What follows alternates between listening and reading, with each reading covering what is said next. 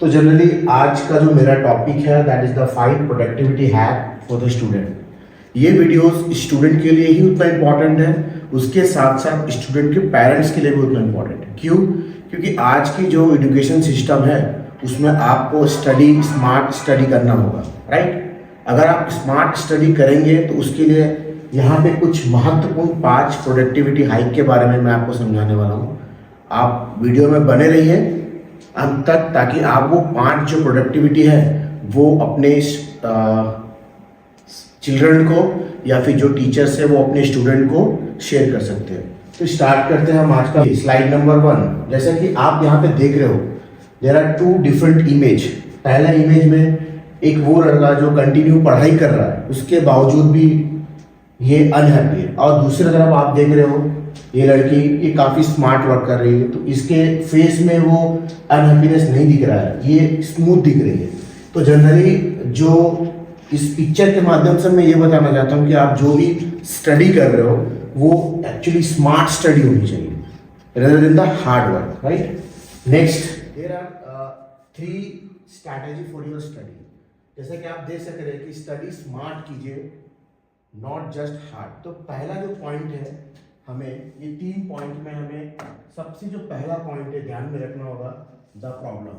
आपने ये देखा होगा कि बहुत सारे स्टूडेंट काफ़ी देर तक पढ़ाई करते हैं, बट उसके बाद उसको जो प्रोडक्टिविटी मिलनी चाहिए वो नहीं मिलती। उसका कारण ये है कि उनके अंदर जो प्रॉब्लम है वो आइडेंटिफाई नहीं कर पाते। तो पहला स्टेप है वो हमें ये है कि जो आपका जो भी प्रॉब्लम हो रहा है ड्यूरिंग द स्टडी, आप पहले उसे आइडेंटिफाई करो, and the next is the solutions. जो भी प्रॉब्लम आपको आइडेंटिफाई हुआ, आप उसको सॉल्यूशन की तरफ ले जाइए। जैसे कि यहाँ पे कुछ स्ट्रैटेजिक अप्रोच है, हर किसी का अपना अलग अलग अप्रोच होता है अपने प्रॉब्लम्स को लेके, तो वो अप्रोच भी दिखाना है। Next, the result. अब अगर आपने प्रॉब्लम आइडेंटिफाई कर लिया, आपने उस प्रॉब्लम का सॉल्यूशन भी देख लिया, देन आपको रिजल्ट दिखेगा, अदरवाइज आपको रिजल्ट नहीं दिखेगा। जस्ट लाइक प्रीवियस स्लाइड मैंने दिखाया था कि एक स्टूडेंट था जो काफ़ी स्ट्रेस था। इसका मतलब ये है कि ये अगर वो ये तीनों जो सीक्वेंस है अगर वो फॉलो करता तो वो स्ट्रेस नहीं ले पाता। जी हाँ, अब हम अपना पहला स्लाइड, जो पहला ट्रिप है वो स्टार्ट करते हैं। तो हमारा जो पहला ट्रिप है, जो पहला टिप्स है, दैट इज द स्मार्ट गोल। पहले आपको एक स्मार्ट गोल फोकस करना होगा। जैसे कि आप देख रहे हैं, don't just say I will study today. आपको ये नहीं बोलना है कि आज आपको पढ़ना है, आप एक छोटे छोटे गोल निर्धारित कीजिए। जैसे कि आपको 2 घंटे के अंदर फिजिक्स का कुछ टॉपिक कंप्लीट करना है। ये अलग अलग ब्रेन्स के कैपेसिटी के अकॉर्डिंग होती है। जैसे कि आप जानते हैं कि मेरे कैपेसिटी क्या है, मुझे कितने समय तक ये टॉपिक पढ़ लेना है, तो उस तरह से आप अपने गोल को आइडेंटिफाई कीजिए, राइट। देन अगर आपने ये गोल को आइडेंटिफाई किया और उसके बाद उस पर काम किया, तो वो आपके छोटे छोटे टॉपिक जब आप पढ़ना स्टार्ट करोगे तो एक दिन ऐसा आएगा कि आप पूरा फुल होल टॉपिक कवर कर लोगे। क्योंकि होता क्या है कि हम बहुत देर तक पढ़ाई करते रहते हैं, बट हमारे पास टाइम चल जाता है लेकिन हम पढ़ नहीं पाते। तो ये पहला जो है आपको ये फॉलो करना पड़ेगा, स्मार्ट गोल में। आपको एक टेक्निक है, जो टेक्निक यूज करना होगा, दैट इज द प्रोमोडो टेक्निक। अब ये एक बहुत ही महत्वपूर्ण टेक्निक है। पहला क्या है कि अगर हम जब घंटों पढ़ाई करते हैं, राइट, हमने 1 घंटा 2 घंटा पढ़ लिया, तो हमारा जो कंसंट्रेशन है वो सही नहीं रहता। तो फर्स्ट हम क्या करेंगे, हम 25 मिनट्स पढ़ाई करेंगे। मतलब आप जो घंटों पढ़ाई करते हैं उसमें आपको ब्रेक करना होगा। तो हमने 25 मिनट्स पढ़ाई किए, 25 मिनट्स कंसंट्रेशन काफ़ी अच्छा रहता है स्टूडेंट का, आप कंटिन्यूसली पढ़ाई करना। उसके बाद हम क्या करते हैं, नेक्स्ट 5 मिनट का ब्रेक लेते हैं। उससे क्या होता है कि ब्रेक लेने के बाद हमें फिर फ्रेशनेस महसूस होती है, एंड अगेन फिर हम क्या करेंगे, फिर पढ़ाई करने बैठेंगे। That means this is the one kind of pomodoro technique. इसमें क्या होता है कि आप पढ़ाई को पार्ट में कर रहे हैं, आप अपने ब्रेन को रेस्ट भी दे रहे हैं 5 मिनट्स के लिए, उसके बाद फिर आप ये रिपीटेशन कर रहे हैं। इससे क्या होता है कि आप ज़्यादा देर तक पढ़ पाओगे कंसंट्रेशन के साथ। Tips 3, environment matters. डेफिनेटली आपका पढ़ने का जो इन्वायरमेंट है वो मैटर करता है। अगेन मैं यहाँ पे एक पिक्चर्स के माध्यम में दिखाना चाहता हूँ। यहाँ पे 2 स्टडी टेबल्स रखे हुए, राइट। एक पूरे अनऑर्गेनाइज टाइप से है और दूसरा ऑर्गेनाइज टाइप से, और काफ़ी डिस्टर्बेंस आपके टेबल पे। तो पहला जो है क्लटर्ड स्पेस, इसमें क्या होता है, आप अपने स्टडी टेबल पर कभी भी ऐसा चीज़ मत रखिए जो आपको पढ़ाई के प्रति आपका डिस्ट्रैक्शन करे। लाइक होता क्या है कि हम अपने स्टडी टेबल पे मोबाइल रखते हैं, राइट? तो मोबाइल में नोटिफिकेशंस आता है, देन मैसेज आता है, तो उससे क्या होता है हमारा पढ़ते समय जो ध्यान होता है वो मोबाइल की तरफ चला जाता है। तो हमें ये चीज़ रखना है कि हमारा जो भी डिस्ट्रैक्शन हो पढ़ाई के प्रति वो हमें टेबल से हटा देना। And next the organise environment.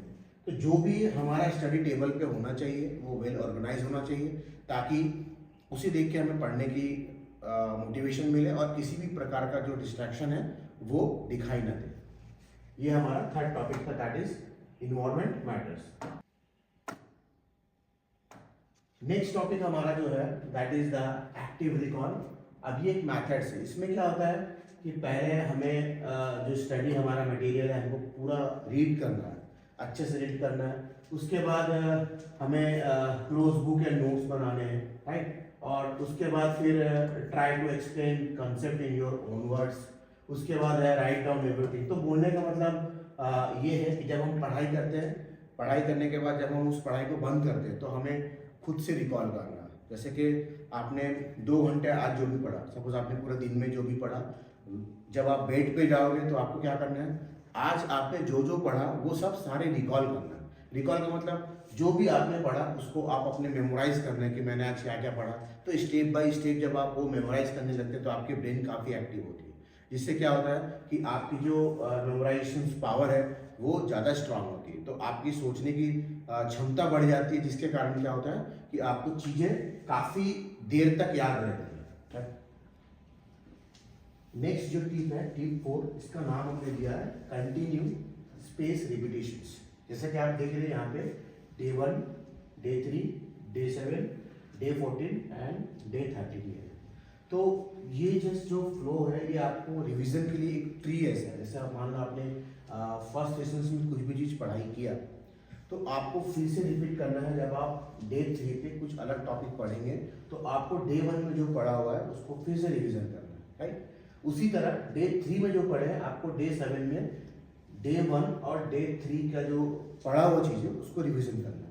उसी प्रकार डे 14 में आप डे 1, डे 3, डे 7 का जो पढ़ा हुआ ऑलरेडी चीज़ है उसको आपको डे 14 में करना है। और अंत में डे 30 जो है उसमें आपको डे 1, डे 3, डे 7, डे 14 से लेकर 30 तक जो भी पढ़े हैं आपको हर दिन रिवीजन करना है। तो इससे क्या होगा, जब आप किसी चीज़ को बार बार जब आप नए टॉपिक पढ़ोगे और पिछले वाले टॉपिक को आप रिवीजन करते रहोगे तो आपकी जो मेमोरी है वो काफ़ी स्ट्रांग होगी। क्योंकि हमें पता है कि जब भी हम किसी चीज़ का रिवीजन करते हैं मोर बार बार प्रैक्टिस करते हैं, वो चीज़ हमारे ब्रेन पे काफ़ी दिन तक रहती है। तो ये एक सिंपल सा स्पेस रिपीटेशन एक फार्मूला है जिसके थ्रू हम स्टूडेंट को ये फार्मूला के माध्यम से रिवीजन का सबसे बेस्ट आइडिया बोल सकते हैं। The daily reflections, yes, tip 5 में जो हमने रखा है डेली रिफ्लेक्शंस में, इसमें क्या होता है, रोज के एंड में सिर्फ 5 मिनट लो और अपने आप से पूछो आज क्या अचीव किया आपने। इसका मतलब ये है कि आपने जब भी एक दिन में जो भी पढ़ाई किया, आप जब बेड पे जा रहे हैं तो अपने आप से खुद से सवाल पूछना चाहिए कि क्या आपने जो सुबह उठ के जो टारगेट सेट किया था वो आज कर पाया कि नहीं, और अगर किया तो वो भी कितना किया। तो अपने ये सवाल जो है खुद से पूछना है कि मेरा जो टारगेट है वो आज अचीव हो पाया कि नहीं, राइट? और कितना इम्प्रूव हुआ है पिछले दिन से, आज कितना बेहतर हुआ। उसके बाद जो स्मार्ट गोल की तरफ जो आपका जो लक्ष्य जा रहा है वो कंप्लीट हुआ कि नहीं। तो ये जो है डेली रिफ्लेक्शंस आपको हर दिन शाम को बिफोर बेड आपको ये खुद से एनालाइज करना है। तो ये जो 5 जो शॉर्ट में आपको बता देता हूँ कि आपको करना क्या है एक्चुअली। जो आप यहाँ पे देख रहे हैं, पहला जो टॉपिक है जैसे मैंने बताया था, आपको स्मार्ट गोल सेट करना है, पहला टॉपिक। दूसरी बात, आपको जो प्रोमोडो टेक्निक है उसको फॉलो करना है। तीसरा जो है ऑप्टिमाइज योर इन्वायरमेंट, आपको पढ़ने के लिए जो भी इन्वायरमेंट क्रिएशन चाहिए वो इम्पोर्टेंट है। फोर्थ वन इज आपको प्रैक्टिस करना है और स्पेस रिपीटिशन जो रिव्यू का जो मैंने बताया था कि आपको रिव्यू करना है बार बार वो। एंड लास्ट में डेली रिफ्लेक्शंस। तो ये जो 5 जो टिप्स है productivity hacks for the student, ये काफ़ी इंपॉर्टेंट है। और मैं ऐसा बिलीव करता हूँ कि अगर जब भी आप 5 टेक्निक अपने आप में फॉलो करेंगे तो डेफिनेटली आप पहले से बहुत बेहतर होंगे। तो पहले से बेहतर होने के लिए ये 5 टिप्स काफ़ी इंपॉर्टेंट है। अगर ये आप डेली लाइफ या डेली रूटीन में आप पढ़ाई करोगे तो डेफिनेटली आपको हार्ड वर्क तो करना होगा, there is no other chance without hard work, लेकिन hard work with proper smart work के साथ होगा, तो ये सारे चीज़ को फॉलो करना पड़ेगा।